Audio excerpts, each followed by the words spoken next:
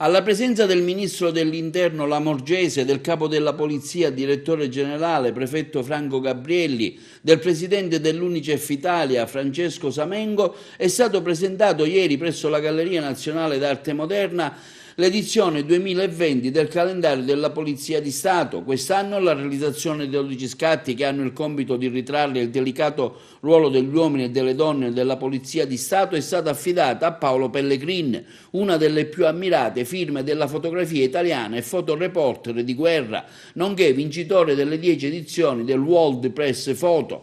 Nei suoi scatti le ombre e le luci non sono declinate per mere finalità estetiche, ma sono rigorosamente plasmate per raccontare storie di uomini, spesso ai margini di guerre, di drammi umanitari.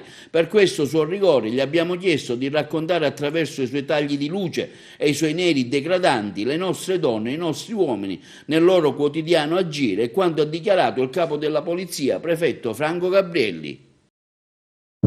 In questo gesto così facile, cioè di fare una fotografia, cioè che facciamo tutti siamo fotografi, tutti abbiamo il nostro cellulare, tutti in qualche modo riteniamo, insomma, di saper leggere un'immagine. In realtà in quel gesto così facile si racchiude così un mondo, cioè che è il mondo del fotografo. Cioè tu ogni volta che scatti dai voce all'insieme di chi sei in quel momento, e questo cambia come noi cambiamo, se viene informato dalla vita, dalla paternità, dagli amori.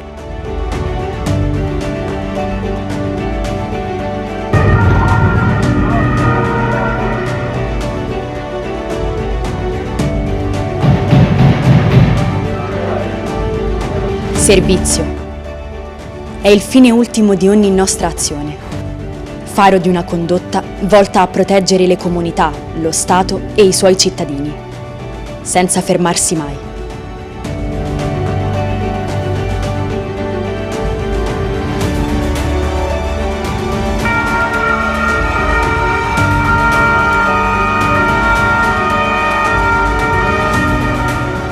Impegno è la tenacia che ci anima nel lavorare ogni giorno, con sacrificio e attenzione.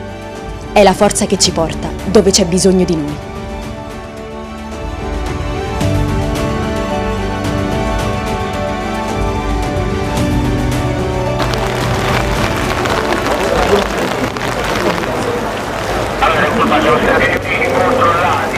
Passione è l'energia motrice della nostra missione, la misura dell'impegno profuso verso la sicurezza e il rispetto della vita in ogni scenario.